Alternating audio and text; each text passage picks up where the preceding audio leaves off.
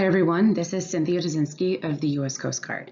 I'm a grants management specialist in the Boating Safety Division, and I work on both the nonprofit and state RBS programs. I will be going over the major changes we made to this year's grant announcement and how those new requirements should be addressed in your narrative. As you know, this is a non-competitive formula grant determined by statute. You generally know how much you'll be getting, when you'll be getting it, and the activities that are expected of you. So why do we make you submit an application? First and foremost, regardless of your state's MOA with the Coast Guard, this is how we review and programmatically approve your RBS program on an annual basis. Per statute, stated here on the slide, you're required to address 5 main components. Because we're approving your program, not just the activities or functions charged to the grant, it's important that you give us the whole picture so we can better understand all the moving parts. This provides context for specific requests or modifications, shows how your program is managed year to year, and holds all parties accountable to what has been approved in your narrative and budget. And I want to be clear, when I say all parties, I mean the Coast Guard, your state agency, any of your internal counterparts, subgrantees, etc. This program requires multiple levels of monitoring and engagement, and we all need to be responsive and cooperative. For those of you who are relatively new to grants, because I know this is exactly what you signed up for when you took your job, I want to take a few minutes to explain the purpose of the Notice of Funding Opportunity. The Notice of Funding Opportunity is commonly referred to as the NOFO or notice depending on the agency. Before the Uniform Guidance on Administrative Requirements, Cost Principles, and Audit Requirements for Federal Awards, aka 2 CFR 200, was born back in 2013, agencies could use their discretion to structure their funding opportunities however they liked and to call it whatever they liked. For example, when I worked at the Department of Education, we called it a closing date notice. All the variations caused a lot of confusion for applicants, especially those that applied to more than one agency. Now with a standardized template, agencies have a formalized framework to publish the grant opportunity requirements, and they should generally be the same across government. So regardless if you're applying for our money or Fish and Wildlife's, the section headers and most of the subsections will be the same. We do have some discretion on what stays and goes. I point this out to explain the method behind the madness and maybe make the document a little less overwhelming. There's a lot of information in it, and it's not always clear what you need to pay attention to the most. We've gotten into the habit of identifying early on in the NOFO which sections have been modified, so you know where to look for any key changes. It's those key changes that I'm going to go over next. For fiscal year 2021, we essentially gutted the content and form of application submission section of the NOFO, which is where we tell you what to write in your narrative. When we were doing our annual review of the document, we really took a fine-tooth comb to it and questioned what worked and what didn't. And what didn't work was our old instructions. They were outdated and unclear, and it wasn't prompting you to give us the information that we need. So we took this as an opportunity to hit the reset button, and we brainstormed together to create a bulleted list of the type of information our state program coordinators want to see up front. We also touched base with a few BLAs to see that we were on the right path, that what we were requesting would be clear from the applicant perspective. Basically, we want your narrative to be a mechanism that gathers key information up front about your program structure and activities so that monitoring and oversight are more informed, and standardizes where that information is captured in your narrative so we can find the same type of information for any state or territory in the same place. I also want to highlight that second to last bullet. It's super important to let us know if a previously approved activity didn't happen as planned. This isn't intended as a gotcha moment. It's for our own general awareness, and most importantly, that we know that you aren't submitting a duplicative request. For example, if you were approved to buy 4 boats last year and it didn't happen, but you didn't tell us, we might wonder why you need those exact 4 boats again this year. Also, your grant file needs to tell a story, and if something gets bumped, then so be it. Just ensure that you have it documented for continuity and consistency. We know that procurement can be a challenge and that weather events can wreak havoc on waterways or construction projects. An incomplete or delayed project isn't necessarily a bad reflection on you as a grantee. We just need to be aware of what happened and what didn't happen so we know how to be responsive to your needs. When you're drafting your narrative to the NOFO, we want you to keep in mind 3 key things: each function or activity to be funded, why it is important and necessary, and how it contributes to the goals and objectives of your RBS program. What we want to see is clear, concise information in the order that we request it. Writing in order will help us find information more readily when we know where it's supposed to be in the narrative, and it's our attempt to create standardization amongst the 56 different programs we have to review and approve on an annual basis. Like the slide says, we don't need to read a novel any more than you want to write one. Short, sweet, and to the point is highly encouraged. Ensure that your program narrative aligns with your budget. If you mention construction or public access projects and there's either no supporting documentation or the numbers don't add up to what's in your budget, then that's a problem. We also want you to be specific but general. For example, while we don't need the exact make and model of the boat you want, we do need its specifications such as dimensions and engine horsepower, and also an informed guesstimate of what it will cost. We also want to know if you need a trailer or if it will be outfitted with any special equipment. Saying that you need 5 boats is not going to cut it. When you look at this section of the NOFO, you'll note that it mirrors the structure of your budget form tool. We want all the pieces of your application to fit together, and if you write your narrative to mirror the structure of your budget, it makes it a lot easier to follow. As you go through each section and write your narrative to address what we ask, it's incredibly important for you to define what that section means to you as a state. When you have 56 states and territories operating in different climates with varying boating seasons, it's a challenge to find a standardized way to capture and track information. However, if you follow this format and define what those core categories mean to your program, it makes it easier for us to refer back to information later, and it provides context for how your program operates.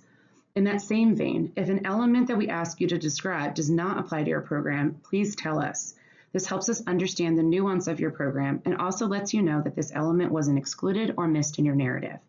Lastly, if there are any changes to your program, whether organizational or otherwise, that will impact the numbers that you report in your PRP Part 2, please let us know in the narrative. These next few slides should look familiar to you as they are taken directly from the NOFO. As I walk through each slide, I want you to think about what's on there and if you have any questions about the content. With this being a pre-recorded presentation and not a dynamic conversation, I encourage you to write down any questions you might have so we can address them during the live Q&A. Please remember that when you're drafting your narrative, you define what these categories mean to your program. I'm going to provide examples as responses we may see, but I also want to acknowledge that my examples may not pertain directly to your program, and that is okay. The first section here is administration. This is a section to define the roles, responsibilities, and tasks that make up the administration of your RBS program. You may include the titles of key role players, the offices in which they work, and how their work is charged to the grant. Other topics may include oversight and monitoring, compliance with state regulations, and coordinating efforts across the state agency to meet program goals. For law enforcement, it's especially important for states to define the parameters they must follow for equipment and supplies and how they relate to their RBS law enforcement activities. From a grants management perspective, states are required to follow their internal policies and procedures, but we need to know what they are at the federal level to ensure that you're on the right track and that we understand what's required of your program. This is also an area where we see a lot of differences and nuance from state to state, so please be specific when you're defining your activities. For the education section of your narrative, please describe the boating education opportunities available in your state, including letting us know if you have mandatory requirements. Please write out the method of delivery and the target demographics if applicable. We also encourage you to provide links to your platforms so our state program coordinators can take a look and get a feel for the types of materials that you're putting out there. Please describe how your education program is structured and its approved content. And describe all those who are involved in delivering a course. What are their roles? How do they contribute to the program's delivery? What is the level of engagement? And what's the intended audience? For navigational aids, please explain how your state defines an aid to navigation. Let us know if you have specific markers for state waters, and if you use informational aids, please indicate how they're delineated. Also, please let us know if you have a vessel strictly dedicated to ATON maintenance and repair. And if you are not responsible for doing the ATON maintenance and repair, please let us know the non-state entity that is. Boat registration and fees. Please let us know how you go about this process. What's most important is that you clearly identify what entity manages your process and you provide us with the hyperlink to that entity. We want to know if this is done by the DMV. We want to make sure that we have awareness of any ongoing improvements to your registration process. And having all this information really allows us to monitor what you're doing and allows the state program coordinators to do their homework ahead of time by checking out the process online and seeing all the moving parts. If there is any changes, if you're switching from one entity to another, let us know of any ongoing improvements, any hiccups along the way, just so we have a general awareness of what's going on. Please also let us know how the funds under this category will be used, whether it's for database maintenance, document printing, stickers, etc. Public access and construction. This is a pretty extensive slide, and I'm just going to let this sit here and percolate. We have very specific instructions for how we want you to document your public access and construction. Spend time going over this. Make sure that you're hitting each one of these marks. We need to make sure that what we're receiving is clear, easily identifiable, and that everything you're totaling up in your budget matches what you're requesting. If you're a state that subawards, this is the section where we want you to address how you conduct your process. Make sure that you're telling us how the applications are requested, the review and selection process, how the subaward amounts are determined, if the subaward process is intended to target a specific activity or demographic, and what the timeline is for the award process itself. We understand that many of the states replicate our process and by doing a formula grant that goes out to counties or different entities within the state. It's important that we have an idea of what you're doing and how this process is being carried out. And it's important for you to monitor these processes internally to make sure that you're holding yourself accountable to what's published in 2 CFR 200. I want to make clear that when you're doing a subawarding process, the monitoring must be done by the state itself. We as the federal entity will check in to make sure that you're following the process that you have published, that the information that you're gathering adheres to your guidelines. But in terms of the actual responsibility and the accountability that lies within the state to make sure that those activities are allowable, that they meet the RBS program needs, and most importantly, follow the process that you've described. Within this presentation, there is a hyperlink to the requirements posted in 2 CFR 200. I encourage you to look them over to ensure that you're following all the requirements.